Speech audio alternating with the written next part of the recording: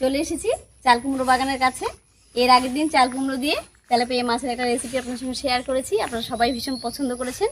তবে আজকে চাল কুমড়ো বা চাল কুমড়ো পাতা দিয়ে কিছু করছি না, আজকে অন্য কিছু তুলব। চলুন আপনাদেরকে দেখাচ্ছি।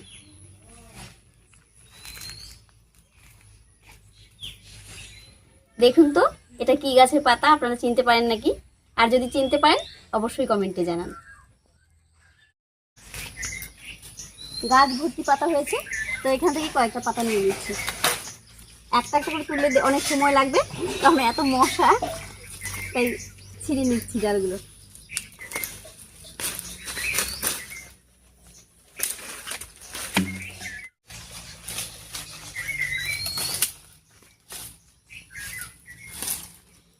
বেশ অনেকগুলো নিয়ে নিয়েছি, আর এই দিয়ে হয়ে যাবে। নমস্কার, ভিল কিচেনে সবাইকে স্বাগত জানাই। দেখুন গাছ থেকে আমি কিসের পাতা নিয়ে এসেছি। তো এটা হচ্ছে গন্ধ পাতা। আজকে এই গন্ধ পাতার বড়া বানাবো, আর সঙ্গে হচ্ছে পটলের বড়া।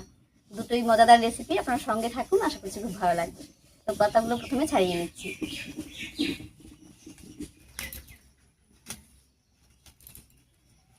ছোটবেলায় দেখতাম কেউ যদি বাড়িতে অসুস্থ হতো, তাহলে মা এই গাছের পাতাগুলো এনে থেতো করে রস বের করতো, আর এই রস দিয়ে শিং মাছের ঝোল রান্না করতো।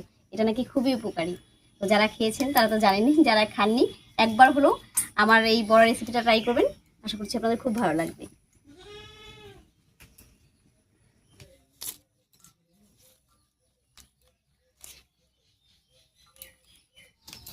বেশ অনেকগুলোই পাতা ছিঁড়ে নিয়েছি, এবারে পরিষ্কার করে ধুয়ে নেব।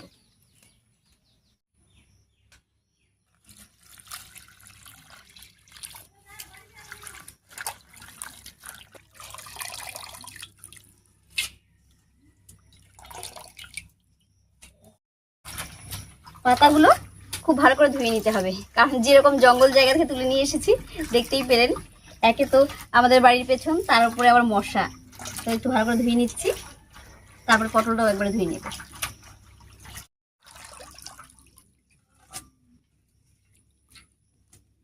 আর এখানে বেশ কয়েকটা পটল নিয়েছি, পটলগুলো পরিষ্কার করে ধুয়ে নেব।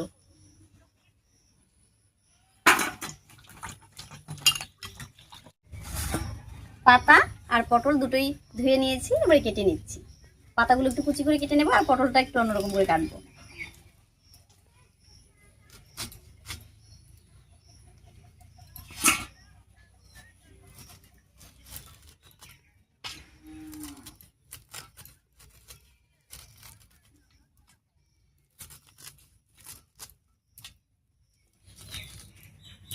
গন্ধ পাতাটা কেটে নিলাম, এবারে পটলগুলো কেটে নেব। তবে এই গন্ধ পাতাটাকে আমরা কিন্তু গন্ধ পাতা বলি, আমাদের এখানকার যারা রাজবংশী তারা বলে গণ ভাদাই। তবে আপনারা কি নামে চেনেন অবশ্যই জানাবেন। তবে আজকের পটলটা একটু অন্যরকম করে কাটবো। এমনিতে তো আমরা মাঝখানে ভাগ করে তারপরে পটল ভাজা করি, তবে আজকে একটু অন্যরকম করে কাটবো। এটা দেখতেও ভালো লাগবে আর খেতেও মজা লাগবে। একটা পাশ কেটে নিয়েছি, এবার আরেকটা পাশ কাটবো একইভাবে।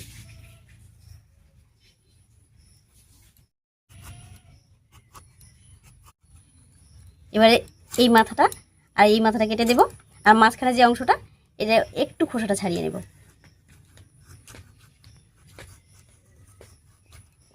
দুপাশেই। আর দেখুন দেখতে কত সুন্দর হয়েছে।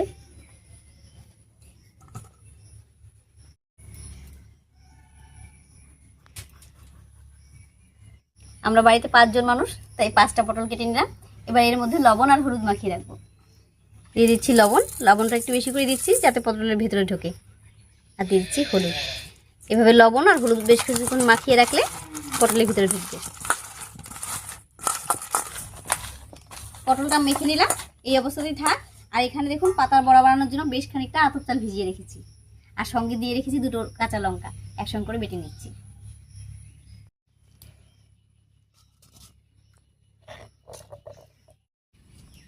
আর এই আতপ চাল বাটা দিয়ে যে কোনো বড়া বানালে কিন্তু বড়াটা বেশিক্ষণ মুচমুচে থাকে আর খেতেও ভালো লাগে।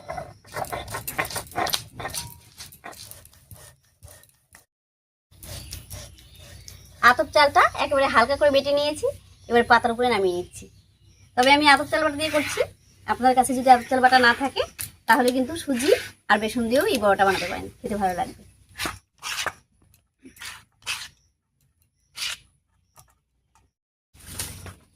সবকিছু রেডি করে নিলাম, এবারে উনুন জ্বালিয়ে দিচ্ছি।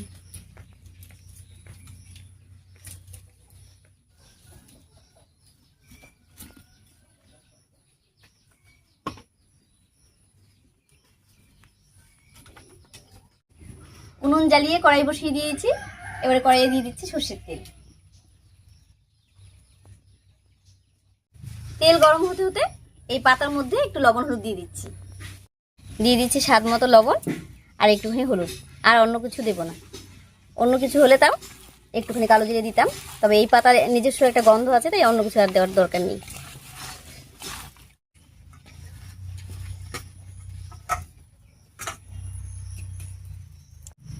এবারে ছোট ছোট করে বড়া বানিয়ে নিচ্ছি।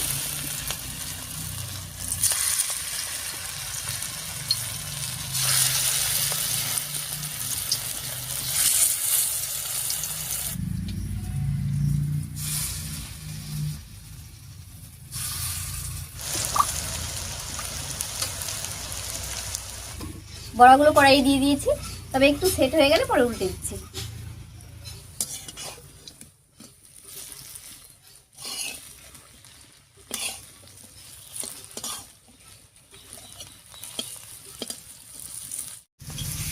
এখন গরমের দিন, তো পাতলা করে মুসুর ডাল, লেবু আর সঙ্গে যদি এরকম দুটো বড়া থাকে, তাহলে কিন্তু দুপুরের খাওয়াটা বেশ জমে যায়। দেখুন বড়াগুলো কত সুন্দর করে ভেজে নিয়েছি, একবারে মুচমুচে হয়ে গেছে। এবারে নামিয়ে নিচ্ছি।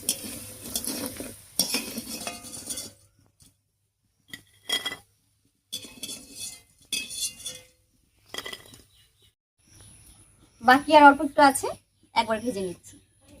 আর ভাজতেও বেশি সময় লাগবে না, তাড়াতাড়ি হয়ে যাচ্ছে। তারপরে পটলটা ভাজবো।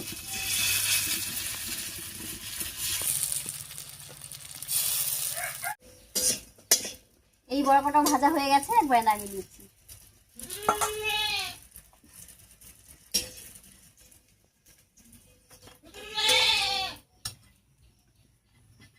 এই তেলের মধ্যে পটলটা ভেজে নিচ্ছি একবার।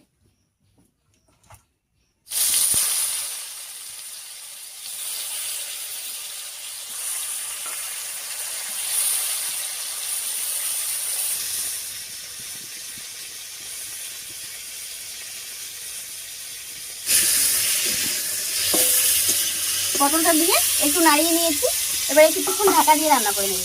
আসলে গোটা গোটা পটল, তাহলে ভালো সেদ্ধ হবে ভেতরটা।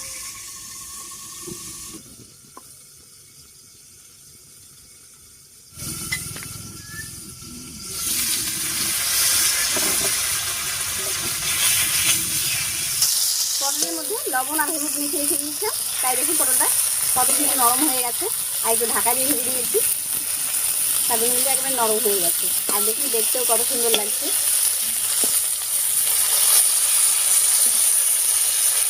পটলগুলো খুব সুন্দর করে ভেজে নিয়েছি, এবারে নামিয়ে নিচ্ছি।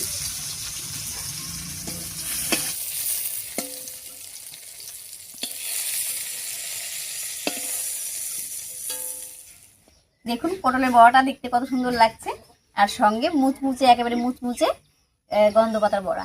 যাই হোক, দুটো সহজ রেসিপি খুব তাড়াতাড়ি করে আপনাদের সঙ্গে শেয়ার করলাম। রেসিপি দুটো কেমন লেগেছে অবশ্যই কমেন্টে জানাবেন। যদি ভালো লাগে তো লাইক করে দেবেন এবং চ্যানেলটিকে সাবস্ক্রাইব করে এইভাবে আমাদের পাশে থাকবেন। আজ এ পর্যন্তই, আবার দেখা হচ্ছে নতুন কোনো রেসিপি নিয়ে।